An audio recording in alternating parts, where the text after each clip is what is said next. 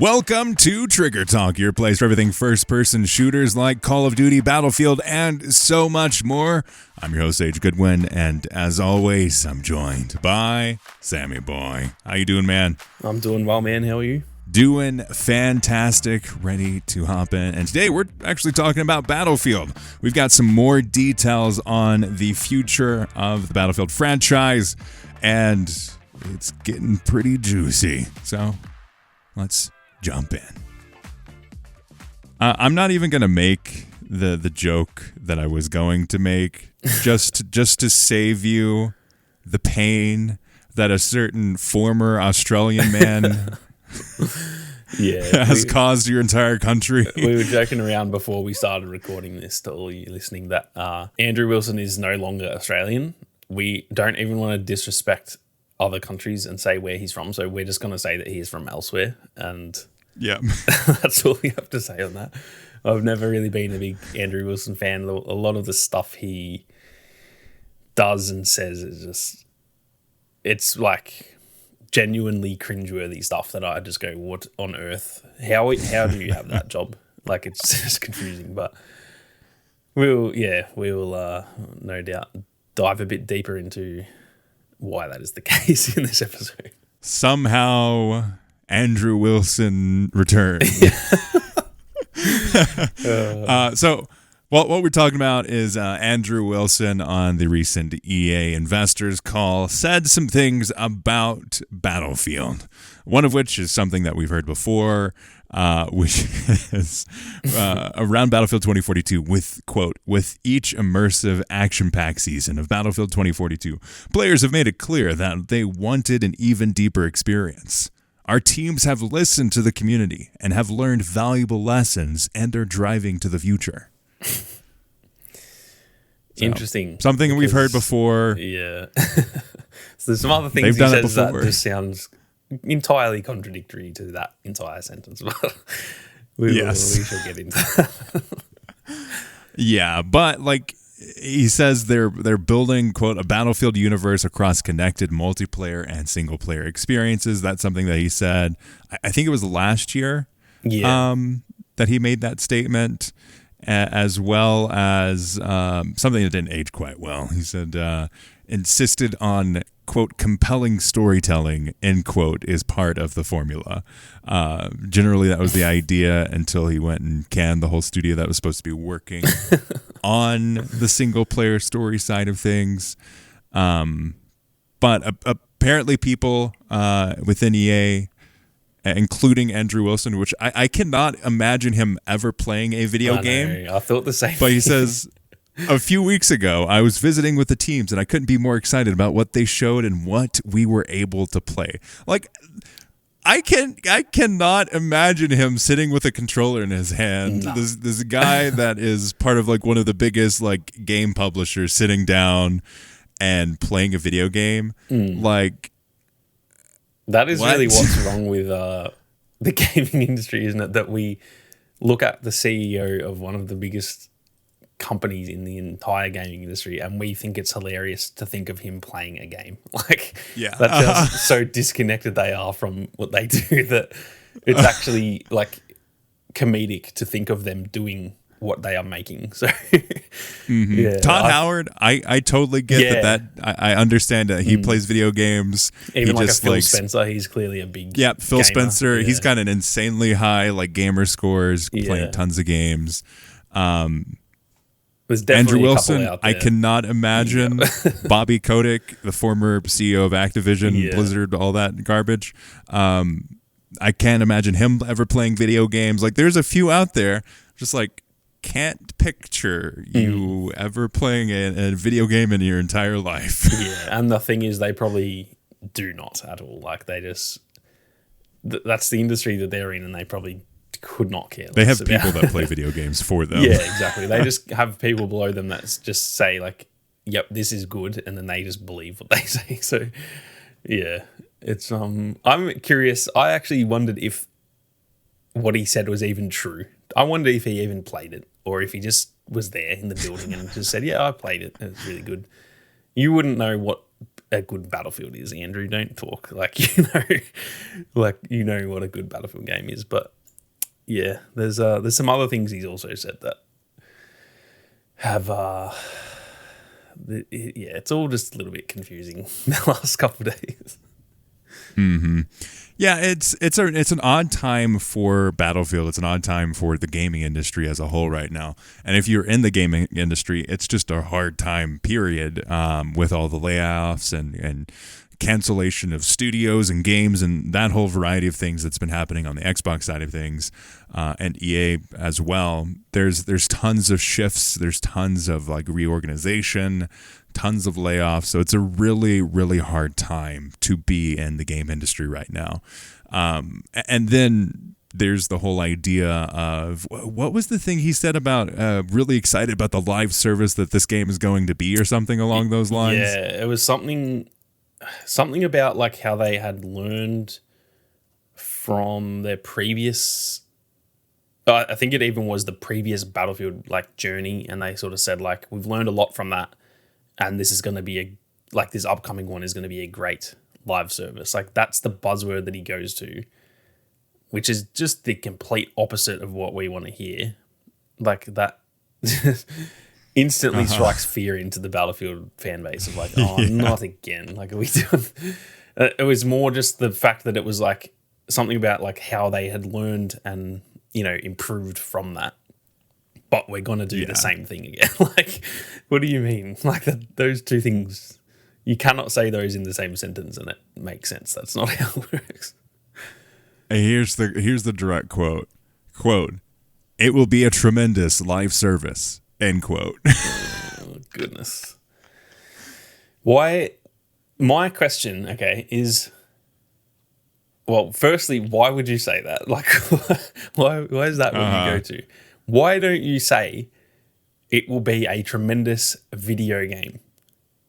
Like, I don't understand the whole draw to the live service. And I know it's an investor call, so the investors want to know about the live service and the revenue that they can bring in, and I understand that. But like, the game, look at 2042. I can't imagine 2042 made them much money at all, because it just was such a failure that even with the live service being somewhat decent in terms of like fixing it up, like it always is with Battlefield, if the game launched good, the live service would have been better. So like, why do they go straight to? It's like they don't care about the game itself. They only care about the live service, which I get from a business perspective because that is where the money's made. What these idiots don't understand is that if the game isn't good, the live service cannot be good. So it just is all very confusing to me why they don't. And it's actually not confusing, because I understand these dudes have zero understanding or comprehension of what they are actually doing or talking about. But that just is so frustrating to hear that it goes straight to the live service. We want to know if the game itself will be good. If the game's good, do as much of a live service as you want. Put as many skins and sell as much as you want. That's fine. If the game's good, I don't care. If the game sucks, I'm not buying your battle pass. I'm not buying skins. I'm probably uninstalling it. And I don't understand how they, like I said, how he mentioned, you know, we've learned a lot from 2042 and all that. It doesn't sound like you have, mate. It sounds like you don't know what you're talking about again for the third game in a row. So, yeah, it's this stuff makes my blood boil so much. It's like, they're just the buzzwords and all this stuff. It just I used to listen to all the investor calls when I was, you know, started out full time on YouTube, and I just can't anymore. It's so infuriating because it's just money, and I understand it's $1 billion company that's what they're there to do, and I don't have issues with them making money. My issue is they actually don't understand how to make money as good as they think they do, because the game sucks. Yeah. So if the game sucks, the money ain't going to come in. Like, I just don't understand how they don't know that. It's literally the fundamental thing. Just make the thing good and it will sell. But unfortunately, they're more worried about the post-launch which does not matter. It could be the best live service ever. I'll straight up say it, if the next Battlefield launches as poorly as 2042 did, I think Battlefield's done as a franchise. They'll still make them, but I just think it's lost all. It's over the last decade, it's had like that prestige about its name. Like it's up there with. Yeah, there is respect to it. Yeah, it's a known franchise. It's like the Halos and the Call of Duties where everyone knows those games. I think they're one bad game away from just that franchise just holds no meaning to it. I really think that. Even I don't care how good the live service. I'm not playing another Battlefield where 18 months after launch, I'm finally like, oh, it's finally okay. Like, I'm not doing that. If it sucks at launch, I'm literally deleting it on the spot. I can't do another one. Yeah. Well, I think the key thing that the game industry is hitting that tech has been in for a while is this idea of basically the board of directors or the investors are now making the shots, or the businesses are making decisions that are trying to make stock line go up rather than stock line go down. Putting it in very simple terms, like those are the decisions. So when you say in the gaming industry, we're going to do something that says live service, investors hear, oh, continuing recurring revenue, perfect. That makes me want to buy more of your stock, which makes the stock go up. If you aren't saying those things, if you aren't previously it was like whenever we release a new game, that is the thing that's going to help. So that's why we got tons of spinoffs. That's why we got tons of sequels. That was the thing that was driving forward the game industry. That is now live service as a piece. So these continuing like recurring revenue pieces where you can put out a piece of content and do much less work supporting that content while also making more money off of the work you've already done. Like that is the key piece here with the change in the gaming industry. Previously, it was very much anti-business, we aren't the tech space, like we're going to do things differently here, not like those old suits. And now the gaming industry is just run by old white dudes in suits. Yeah, legit. It is. That's the issue with all of this. It's the Xbox layoffs that just happened the other day. That one, I don't know if you like saw much about that, but like, oh yeah, that is blasphemy. Tango Gameworks got shut down when their previous game, Hi-Fi Rush, quite literally was nearly nominated. And then a day later, what is it? Mark Booty was like, we need more games like this. Yeah, he literally said we need smaller games that bring prestige and awards. My brother in Christ, you literally just deleted a studio that made a potential Game of the Year nominee last year that you then also sold on PlayStation and Nintendo just about 2 months ago to make more money off it. And then you have literally that studio does not exist anymore. Like, what the hell? Where is the logic in these decisions? I do not understand. Some of the layoffs, like, say the start of this year, there was like 10,000 people that had been laid off. And although it's like terrible, sometimes you can understand it when it's a game comes out and it's just a huge flop. It's like, okay, like the business has got to cut costs. Now that doesn't mean it's okay because realistically the CEOs could all take half of their salary and pay all of those devs for another year of their life. But I do understand, like I understand how that works. But when it's a game that is literally, people were saying that could potentially have won Game of the Year last year, and it won. It was touted as a financial success. It was touted as a critical success. Yeah. It was a key part in their multi-platform strategy. I believe, I could be wrong on this, I believe it was the most awarded game last year. At least it definitely was Xbox's. I know that for a fact. Yeah. But I'm pretty sure it won. It obviously didn't win Game of the Year, but I think Baldur's Gate was the most awarded, and I think the second was Hi-Fi Rush. I think Baldur's Gate had 7 awards, and Hi-Fi Rush won 5. So essentially the second most successful game last year. Apparently the studio doesn't deserve to exist. Like, it's just, yeah. So the whole, and again, linking this back to EA, it's the whole industry. They just, like you said, stock line go up.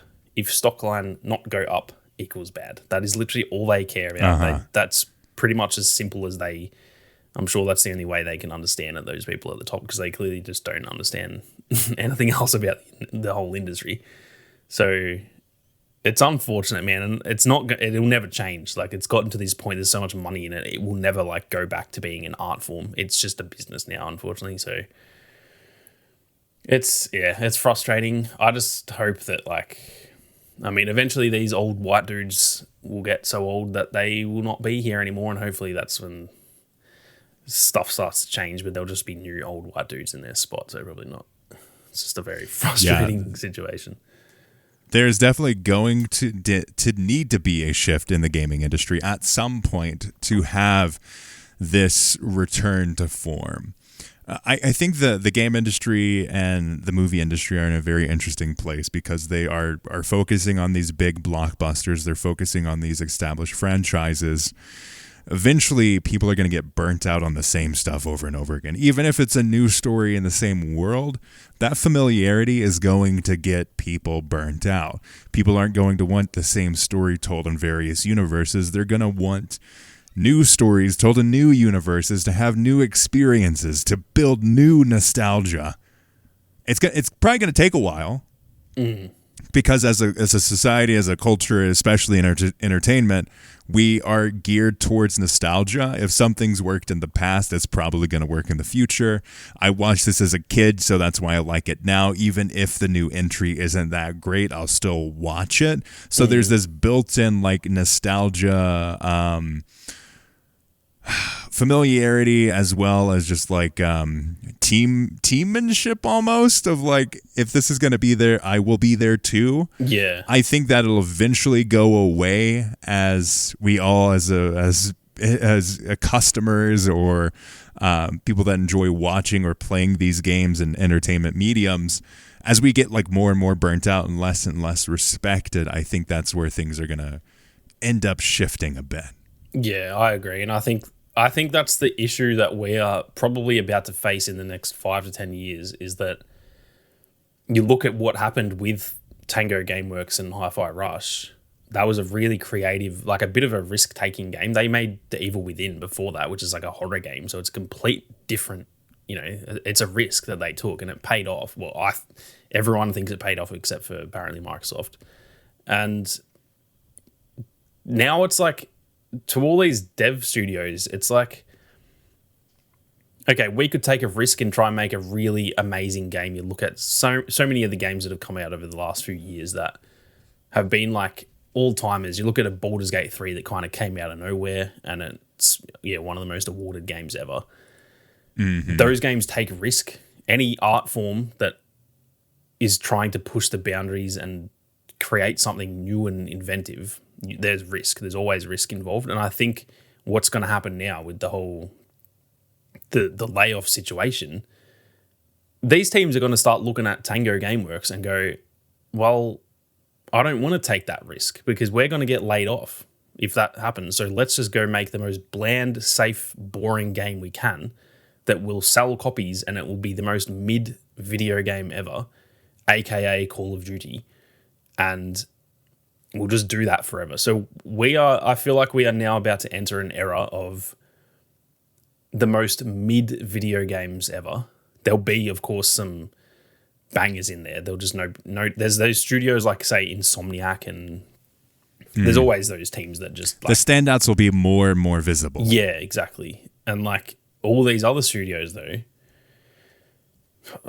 for example, the companies that have been bought by Microsoft, they would just be thinking, all right, if we even remotely mess up this next game, even if we don't. Yeah, that's the thing. That's the thing, is that they could take that risk and it could pay off absolutely massively, and that still isn't good enough. But those safe plays like Call of Duty and I don't know, I feel like Activision will probably bring back Transformer games and stuff. The IPs that we know of that everyone, like you said, the sort of nostalgia feeling, that's all we're going to get, I reckon, for the next 10 years. There's going to be no risk taken because those teams are just going to be well, option A, we take a risk and it either flops and we get laid off, or it is a huge success and there is still a chance we get laid off, or we make this safe game, that'll just sell copies and no one will really love it. It'll just be like, yeah, that game is okay. That's what we're in for, I think. And like you said, I think that will lead to crazy burnout. I think we're all just gonna. I mean, we even borderline have been in that era already. How long have we been saying, man, the FPS genre is kind of bland right now? Like we're looking for a fresh new shooter, and the finals and next to Define have done a good job of that. But we've been saying that for 5 years. When's the next good big shooter coming out? And it just hasn't. It's just Call of Duty every year. So yeah, the way it's all going, I'm just not. I'm not looking forward to the next 10 years. There will still be so many good games. Like, games take so long to make that. There's games that might have been started, to be developed last year or the year before that won't come out for 5 years, and they'll be bangers still. Yeah. But yeah, I think we're going to get less amazing games. We look at 2023, that game was just stacked with like so many phenomenal games, and I think that's like that will never happen again. Or at least not like anytime soon anyway. Maybe there's some sort of reset that'll happen, but I just think we're in for a very mid 10 years of gaming. None of them will probably be bad. Like Call of Duty's not bad. It's just mid. It's just like, yeah, okay, that's fine. I think that's what we're in for, unfortunately. And I'm nervous that Battlefield will be the same, that they just play it safe because they don't want to, DICE. Who's to say DICE couldn't get laid off? They've made however many bad games in a row now. Who's to say they're like they are technically as unsafe as a team like Tango? So the people at DICE might be like, oh, let's just make the most safe Battlefield we can. Which, to be fair, after the last few, that's exactly what I want actually. But after doing that again and again and again, they might. We need innovation and development in places that need it, not every other aspect of the game. Yeah, exactly. That's my main concern, is that like the fear of failure and getting laid off and that will just ruin innovation. The gaming industry it always has been moving forward pretty drastically. I don't think there's many industries that have like traveled this fast. Look at games 15 years ago compared to now. It is literally a whole different landscape. I don't feel like maybe other than just other tech, companies like mobile phones and PCs and all that, but it's gone so quickly, and now I just think people just won't want to take those risks. There'll be no innovation, and we're just gonna, what we're getting now, I feel like games won't really improve in the next 10 years because it's like people are going to be scared to push those boundaries because they're scared that if they try it and it doesn't work, or sometimes even if it does work, they will just all lose their jobs. People don't want to lose their jobs. Like, yeah, it's a very rough position to be in, and yeah, it's clear that that's the same situation with EA, based on what Andrew said about the live service stuff, and just that's all they care about. They just want the money, and I get that, but you can make a good game that we like while also making money, and that's surely they should care about that a little bit more. Yeah. Well, on that note, like what do you think of these what do you think of these quotes around the next Battlefield game? Like, we've been talking about how a lot of like the game industry at this point is shifting, the expectations are changing, but what do you think is going to happen with this next Battlefield, considering the stuff that we're now hearing about it? It's hard to say. I'm kind of torn, even though I just went on a rant about like how concerned I am.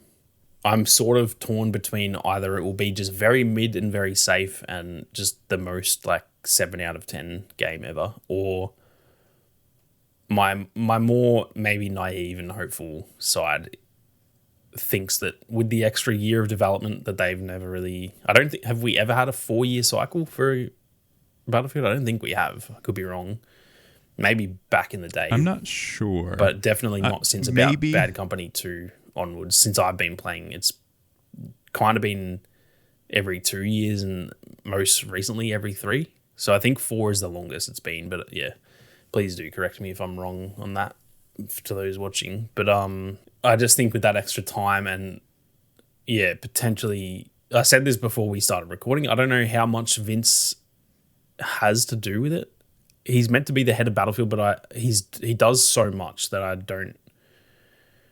I kind of wish he was just the head of Battlefield, not the head of freaking everything. Because although it's good, like, to be fair, EA needs him in as many places as they can get him. But I don't know how much of a say or how much input he has on Battlefield. I hope I'm wrong. I hope it's a lot.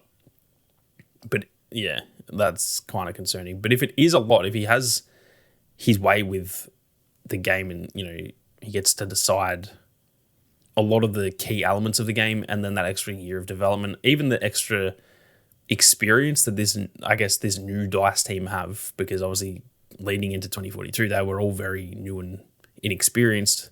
They are now like 3 or 4 years further into the job and have had a rough game that, to be fair, they fixed up very well. So I think in that sense, I think the game has got a lot of potential still. And I'll always be hopeful. I'm an optimistic person. I'll always have the hope that, I think this game can be good. But yeah, all the stuff from Andrew Wilson about just talking straight away about live service and all that kind of thing. I need them to make that secondary. Just make the game good.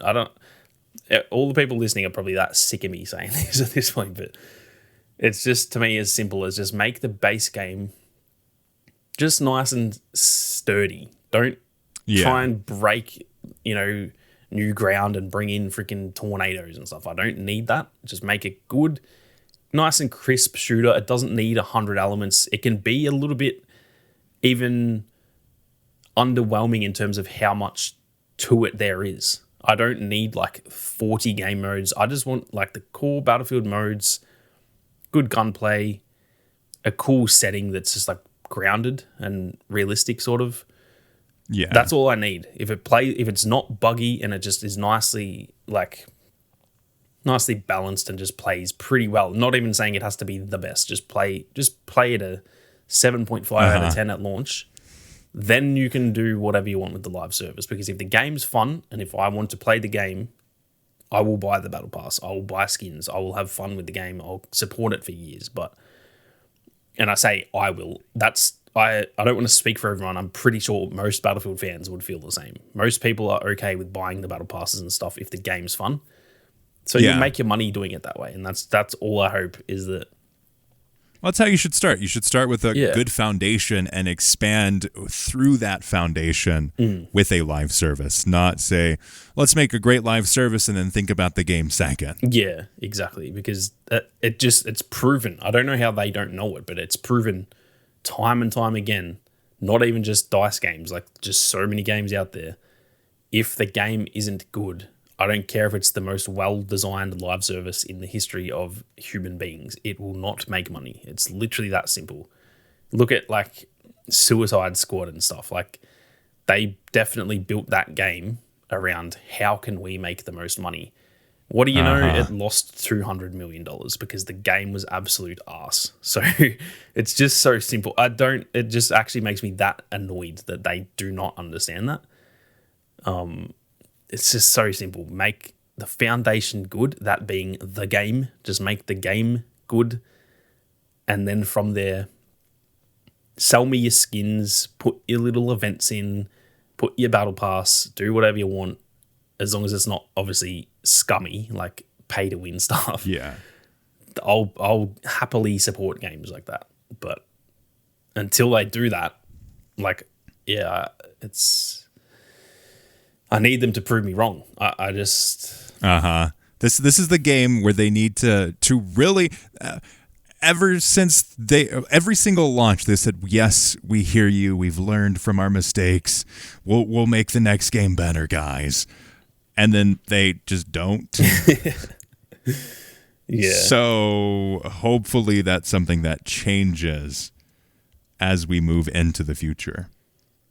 Yeah, that's the frustrating part, is that they try to... I think their communication and just general awareness is like just so poor. Like they try to acknowledge, they go like, yeah, look, we know that 2042 or whatever previous games in the past, we know we've made mistakes and we've learned a lot from that. We've looked at it and we're really going to try and improve on that. And then they do exactly zero things to actually show that.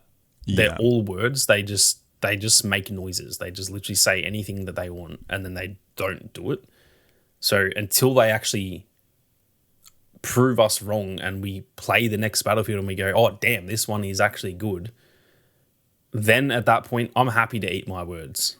Like I'll just praise them as much as they need it if they make the good game. But until then, they have just built a reputation that I literally just do not trust what they say. I don't care what they say. I don't even barely listen to it at this point. This whole thing about the live service, I read those tweets. That was actually yesterday that was said. I didn't do anything about it. I didn't make a video on it. I didn't quote tweet it. I just read it and was like, okay, like I just don't care what you say. Nothing that you say when you're a pathological liar, like I just don't care. You could tell me the best news about the next Battlefield and my response will be okay. Like I don't care. So prove your words and your theories by actual action. Make the game good. It's just literally that simple. And once they earn a bit of trust back and all that, they can have a bit of grace. Maybe into the next Battlefield they do, something that we go, oh, I don't know if that looks good, but we go, oh, look, the last game was really good. Let's give them the benefit of the doubt. They have zero benefit of the doubt right now. They have no brownie points. Yeah. They just don't. They could make all this, everything they announce about the next game could look a 10 out of 10. They could say there's nothing, they explain the whole game and it just sounds like there's nothing wrong with it. And I will still be going into the game pretty much myself that it's going to be absolute garbage because that is the position that they have put themselves in. It's not anything to do with me. It's not anything to do with the community. They've done that. And if they want us to support these old white dudes and make them even more billionaires, they need to make the game good. And then I'll pay you your money. That's fine. But until then, you've got some work to do because I'm not like this time around. It's different making content. The Battle Pass drops in season 1 and I buy it immediately because I'm like, I need to get the weapons. I need to, I'm making content on it. This next Battlefield, I'm not going to say I'm boycotting it, but I'm just, if it sucks, I'm not paying money for it. I'm not doing anything. I'll probably request a refund if it's terrible. They've burned their bridges in that sense. And I think a lot of people feel the same. I'm like one of the more optimistic Battlefield fans out there. And like, if I'm saying this stuff, then I don't know what everyone else is saying. So yeah, they got their work cut out for them. And like I said, Andrew Wilson can say any of the little dribble that he wants, but until they actually prove it, I couldn't care less what he says, to be honest. Yeah, there is a desperate need for proof behind the everything that they're saying. A lot of it needs to be this. This is the time period for them to really say, hey, this is what Battlefield is. We can and we will release a good game. It's going to have what people want it to be, and it's going to, one, reinvent the game because that's what it needs to, and then two, build up the goodwill that's been lost the last few years. Yeah, definitely. I mean, they're in the negative goodwill at this point. They need to. Building up goodwill is just getting it to like even at this point. Like, I think it'll take multiple games. I think even if this is the best Battlefield ever, I need them to do it again the next time. And then I'll be like, all right, now I trust DICE again. I'll just be looking at it like, okay, this one's the best Battlefield ever, but it's probably a fluke. I don't know. I don't trust the team. So, and to be honest, it's not even to do so much with DICE. It's just EA. Their decision making just makes these games what they are, really. So, yeah, it's going to be a very interesting like year and a half. I'm really just curious to see how the community. I feel like with 2042, the trailers and all that were good, and we were like, "Oh man, I think we're back." Like everyone kind of, it felt like the community like rose again, and we're like, "Oh boys, we're back. This is Battlefield's back." I think the trailers could be 10 out of 10s, and I genuinely think they've done that much damage that. Not saying it won't sell well, but I think it will. Even the most positive of fans will be like, okay, this looks really good, but I'm a bit skeptical that it's actually what they're showing off. It's crazy that it's gotten to that point because look at Battlefield 1, right? Those trailers, although the trailers were absolutely elite, but like it was World War 1, that was a bit like iffy. That could have been terrible. None of us thought it was going to be terrible because they'd just come off Battlefield 4. So we were like, this is going to be amazing. We were all in the default mindset of this is going to be absolutely phenomenal. Whereas now, if they release the exact freaking trailer and just said we're Battlefield 1's back, we're just doing that again, we aren't in that headspace. We're not thinking, oh, this is going to be amazing. So even if everything they say and show off about the game is like it genuinely looks really good, I just don't think that. Yeah, I don't think the community will really care until it's proven. I think a lot of people who normally would pre-order won't pre-order it, and they will genuinely wait a couple of weeks to actually see reviews and see genuine gameplay and stuff, and then buy it. And if it's good, I think it will still sell well. But yeah, I think they've just done so much damage, and all this stuff that Andrew Wilson says does not help. I've not seen a positive word about him today. I've not been like, oh, yes, they're bringing live service. This is what we like. No one, everyone's just roasting. Oh, boy, yes. Yeah. Like, and I know he doesn't care. He's not on Twitter. He doesn't care what anyone says. But, like, little does that man know he's just getting flamed all day, every day today. So, or this week, I should say. So, yeah, it's going to be an interesting lead up. I think we said that about 2042 just because obviously coming off Battlefield 5, we all knew that this game was very crucial. And I remember in the lead up, back when we started the podcast, we were saying, oh, this is going to be an interesting lead up to launch. This one's going to be 10 times more interesting than 2042. Like I can't, part of me, like I'm nervous because as a fan, I want it to be good. The other side of me as...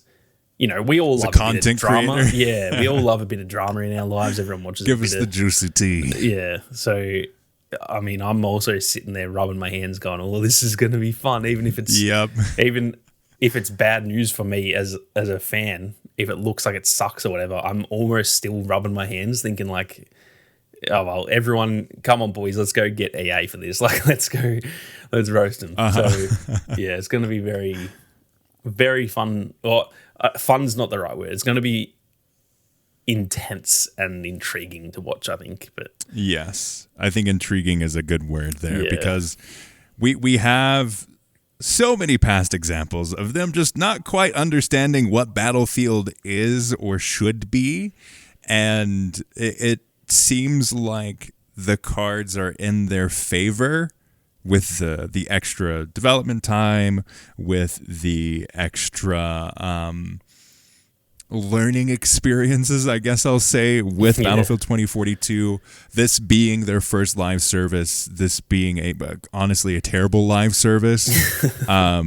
There's a lot of potential there for them to improve. And I think, or I hope, maybe terribly so, maybe unfoundedly hopeful that they make these adjustments and changes in a way that makes the next game good. Yeah, or at least better. Yeah, that's the thing. It shouldn't be difficult. It just needs to be. I don't need it to be the best ever. I just want like a game that I can say, yeah, like that feels Battlefieldy to me, and it's just good fun. I don't need it to be 10 out of 10. Just give me like a nice, solid game. And what I was saying before about how like the extra time that they've spent and how if they don't get this one right, like Battlefield might be dead. And I say dead as in not literally. They're just going to continue making Battlefield, and it'll always, I'm sure, sell fairly well.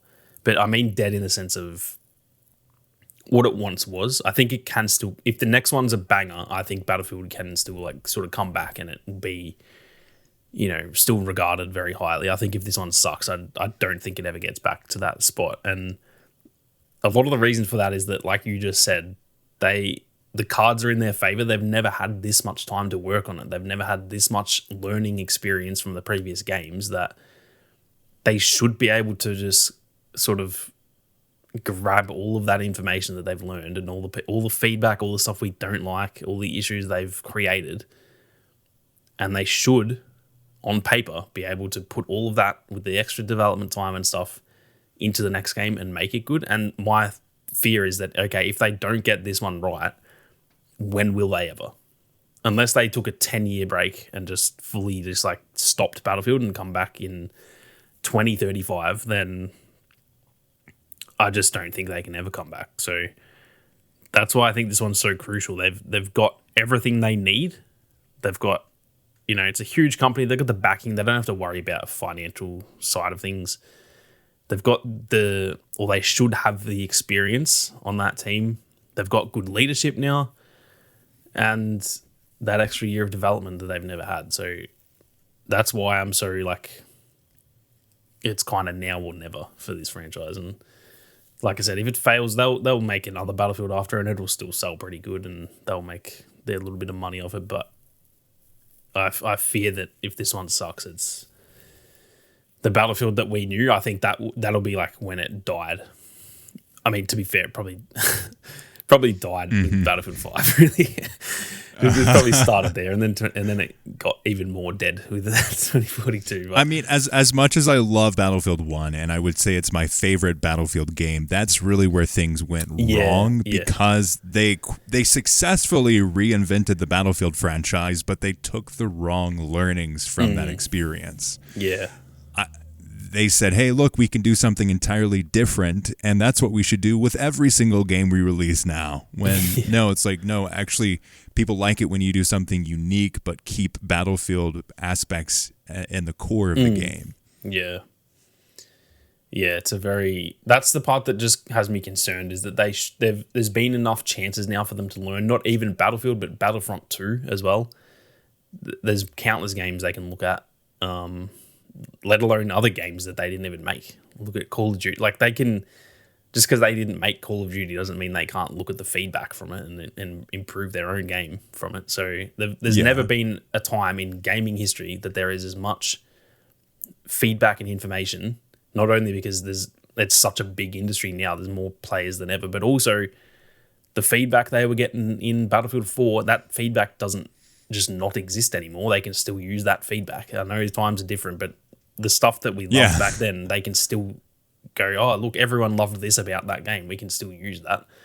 And so if they can't make a successful game with the most feedback they ever have had available, then it's just like, it's just very concerning. But I'm still, like you said, like, desperately hopeful. I still am going in open-minded, even though this whole podcast I've been pretty much entirely negative. But I am still leading into the next game like hopeful and albeit we started talking about Andrew Wilson. We all know how much you love Andrew Wilson. Okay, you've set me off on the wrong path with the start of this episode. If we had talked about anything else, I'd probably be saying, "Oh man, the next Battlefield is going to be amazing." As soon as his name comes up, everything he says, I don't know. Actually, I know you saw it because you liked it on Twitter, but the thing he said this morning about using AI and stuff, like, what, mate? What are you even saying? Where is this? Again, board members and investors, when they hear AI, they're like, oh my gosh, that sounds so cool. Let me put some money in that. It's pain. It's absolute pain. But yeah, I am still hopeful for the next game. And I'm like, I don't know how to describe it. I'm not confident. I'm just, and quietly confident isn't even the right word either. But like, I just do have a feeling that with that extra development time, and I think just the state the whole industry's in, that it just feels like there's a bit more on the line this time. 2042, it felt like they took a bit of a risk because they're like, all right, Battlefield 5 didn't work. Let's go guns blazing. Let's go real big on the next one. I feel like they won't do that this time. I feel like they will play it a bit safer, and I'm sure they'll still do something that we're all like, what the hell is that? Like, oh yeah, I mean, it's DICE. Yeah. But, it's like Sony cameras. They'll like make the perfect Sony camera, but the screen can't flip out, and it's like, we're so close. No matter what kind of freaking camera they make, it seems like there's like one or two things like very clear to everyone using it after it's been released of like, why isn't it this way? And it's like, if you just did those two things, in DICE's case, it's a lot more than just two, but it's something along those lines. Yeah, they definitely, when they have success, even that, they definitely, more so, say with like Battlefield 1, there was a lot of success there. Their issues there of what you just said about like saying to Sony, why didn't you do this thing? It's more not about that game itself. It was more about in Battlefield 5, why didn't you keep some of the things that you implemented, like the behemoths and that really like they went from Battlefield 1 being I know it's technically not like a realistic, because that's really not what World War 1 was like, but it was a very immersive game. It felt real, even though that's probably nothing like World War 1. But then they went to Battlefield 5 that was just hook hand ladies at the start of the trailer. Like, what the hell is that? So, yeah, I don't know. There's always something they do in it, yeah. And I'm okay with that. They have their quirky little weird things that they do, the tornadoes and like whatever. If the game's really good and it's got a tornado, that's fine. I'm fine with that. It's just when the game sucks and there's a tornado. But it's not about like, the tornado. Yeah. Yeah. That's it's just going to be... It's going to be interesting to see what they mess up with the next one, because there'll be something basic that we're like, what the hell? Why have you not put that in? Like, they'll forget to put like a loadout system in there or something. It'll just be, you pick like the class system's back to what we want, but there's only one gun. Every class just has a single gun or something, like something stupid that they'll manage to pull out of the bag. But yeah, I'm optimistic, just very cautiously optimistic. And really, there's so much potential. Yeah, so much potential with Battlefield. Battlefield for so long has been in the same breadth of Call of Duty, not because it sells as much as Call of Duty, not because it's as well respected, or it is kind of well respected, but I mean that's the point I'm trying to make here. Of like, Call of Duty is this behemoth in the gaming space, and for a long time, Battlefield has been right there with the name Call of Duty as a competitor. Whether or not they're actually competing is completely besides the point. Like, that is the conversation that is being had in the game space and community. But now we're really lacking on the respect part. Like, we don't necessarily see them making the decisions they should be for the game and the franchise and the series that so many people fell in love with. Yeah, it's like what you said about respect. It's like they're not paying respect to Battlefield as a franchise. They're just kind of turning it into, each time they make a new one, it's like they've turned it slightly into something that it's not. It just never was.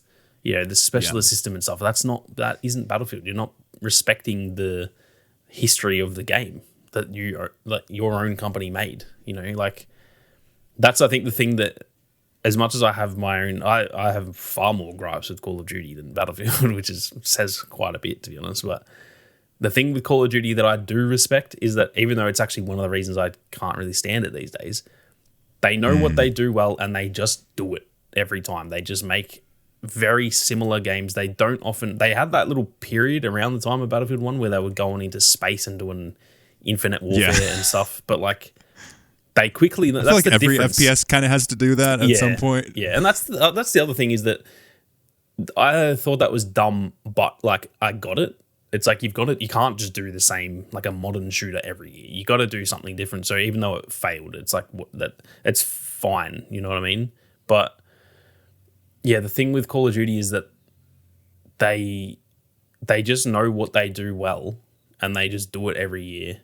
And that is kind of what I do respect about them, even though, I've got so many issues with that specifically, because I'm kind of like, I want something different. But at the end of the day, the core player base, that is what they want, and that's what they get every year. And there's no real there's no messing around with that franchise. There's no oh, this time, guys, we're just doing something stupidly different. Like, here's a completely different game than what you expected. They don't do that. They just make the same stuff. I can almost guarantee the next Battlefield game, the next Call of Duty game, which I think is going to be like Gulf War or something, that will just be exactly what I expect it to be. It'll be just like Black Ops was in 2020 or whatever. Like, I already know what that one's going to be, whereas I don't know what the next Battlefield's going to be.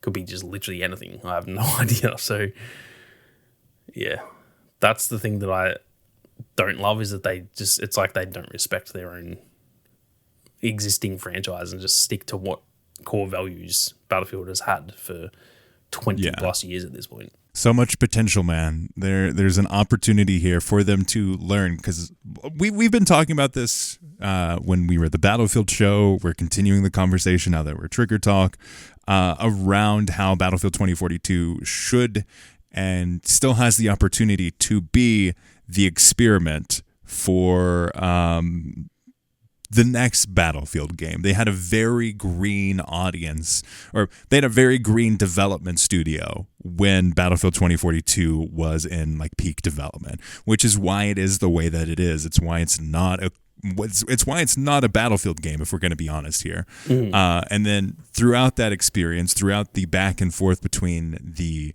developers, the studio, and the actual audience, the players, which should have been in that conversation the whole time, that's where that refinement of like what is a modern Battlefield game. Now they need to say, hey, okay, how can we take what we've learned in Battlefield 2042 and the communication that we've built up in the audience? How can we take that and then learn from those past games? How can we go back to Battlefield 5, see what works? How can we go back to Battlefield 1, see what works? How can we go back to Battlefield 4 and 3 and Bad Company? Go back to the history of what people fell in love with Battlefield as a franchise and use that to change the future of the franchise, instead of like, let's look at what Call of Duty's doing over there. Yeah, I couldn't agree more with that. And I think when with certain elements you can do that, and you can look at the current trends. For example, stuff like battle passes and stuff, that's fine for them to look at that. And if anything, I want them to do that. But when it comes to the core game, you can't be looking at, like, I think they, and not so much DICE, I think like EA and the likes of Andrew Wilson, they see the Battle Pass and the live service as the core elements of the game. They're not. The Battle Pass is not a core element of any game. It's an add-on. Yeah. It's essentially a little I don't know DLC. what you're talking about, Sammy. I love playing the live service game. Yeah. Which one? The live service game. That one. It's so much fun. I love it. It's great. And so, yeah, like, I just think that's the stuff that they should be, cherry pick that type of stuff from other games. But when it comes to the gameplay and the setting and just the feeling of the game, the mechanics, the systems, bring that from Battlefield, not from, I don't want to see stuff from Call of Duty. I just don't want to see that. Unless it's like little, for example, like the Plus system. I'm pretty sure that was in, I want to say that was in like Crysis or something back in the day. There was a game that the Plus system sort of like originated from. So little things like that, that's fine. That's not, I don't consider, even though I guess it technically is, I don't consider the Plus system to be like a core gameplay mechanic. It's just a cherry on top. The game, it's a great nice to have. Yeah, the game wouldn't be essentially any different if that right now just deleted that. Obviously, we'd all be a bit like, oh, that sucks. I really like that, but it wouldn't. That alone wouldn't like ruin the game. So little systems like that, again, I think is fine to sort of cherry pick and look at other games like Halo and Call of Duty and that. But like you said, just go back to I want them to just look at literally Bad Company 2, Battlefield 3, Battlefield 4. I don't care about, even though Battlefield 1 is probably my favorite, I don't want them to look at that. I don't want them to look too far into the past. Just look at those three games that is like the peak. If I was going to say the peak Battlefield games, those would be the ones that I would say. Yeah, and I would include Battlefield 1 at launch, but obviously the live service wasn't as good. And I also think because it was a bit different, I consider that kind of peak Battlefield as well. But I don't necessarily think the whole community does. So definitely Bad Company 2, Battlefield 3, Battlefield 4, that is like prime Battlefield. And they just need to look at those games and just like take 90% of what those games are and put them in the next one. And then you can add your little modern day flair on top. That's fine. But I don't want them looking at like, don't look at 2042 even. I mean, other than the negatives, but don't look at, what can we take from this game? No, we don't want that. Yeah. we want the old games. Don't look at Battlefield 5 other than, again, little things like the what was it called? The squad point system where you could call in the V2 rockets and stuff. That's those little elements, the cherries on top. Those are fine. That was not a core I mean, that was probably more core gameplay than the Plus system because you could get like 10-man multi-kills, so I guess that's a pretty big element of the game. But yeah, like just go back to the old ones, man. Just look at what made those era games, Bad Company 2 to Battlefield 4, is what I think made Battlefield what it became, because the ones before that were also very good. You look at like Battlefield 2 in 1942 and stuff, the really old ones. They were really good as well, but it wasn't a popular, massive franchise back then. The hits came with that era that we just talked about. Mm-hmm. Go back and look at that and look at why clearly people fell in love. That's the era where everyone fell in love with Battlefield. I think obviously some people were fans before that, but it's a lot more rare. If you ask pretty much anyone who plays Battlefield regularly, where did you start? I guarantee 95% of players will say one of those three games pretty much every time. Or at least whether it was their first one that they played or whether it's like the one they played the most. Because, for example, like a lot of people might have played 1942 first, but Bad Company 2 was the one that they really like got stuck into. So that's where we fell in love. Go back and look at that and build a game around that. I want them to just kind of like, not an actual remake, but just remake the feeling of those games. Mm-hmm. Like that's what I want. Like a, I know there's already Battlefield 5, but I want like, there was Battlefield 3, then Battlefield 4. I want Battlefield 5, if that makes sense. I want that Battlefield 5. That is the successor to those two games. Not Battlefield V. Yeah, exactly. Let's just refer to that in the future as Battlefield V, because it's not. Look, at the end of that game, I liked it. Battlefield 1, 2. Yeah. Battlefield 2.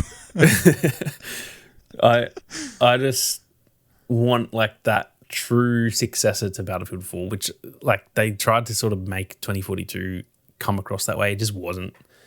I just want that type of game. And honestly, if they give me that and it's even just a 7 out of 10, but it's just nice and stable, I'll be stoked. And then build on it from there. Then you do your live service for 2.5, 3 years. Hell, give us a 4-year live service. I don't care how long it goes for. If the game is if the game starts in a good spot and is constantly improving, in 3 to 4 years it could be the best Battlefield ever, even if it starts at a 7 out of 10. So yeah, that's what they need to do. That's what I think. I feel like really no one in the Battlefield community would surely disagree with that. Maybe I'm completely wrong. Maybe I just have no idea what I'm talking about. But I feel like all the Battlefield fans I know, if I said that to them, they'd be like, yep, I agree. Because that's just what we all think. It's not even like I'm a genius for thinking that. Literally, we just all think that. Like, it's just the default setting of everyone goes like, we just want core Battlefield back. And it should be simple on paper, but they seem to make it harder for themselves than it needs to be, unfortunately. Yep. You know, the phrase easy is boring, I think they just took that to a whole new level. Yeah. But let us know your thoughts on what we discussed today. What do you think about what was discussed around Battlefield and its future and all of the fun, juicy details with this investor's call? Let us know in the comments below if you're watching this on YouTube, or contact uplinkpodcast.com if you're listening to this wherever you find podcasts. And as always, check out Sammy Boy's YouTube channels, and we'll see you later, video gamers.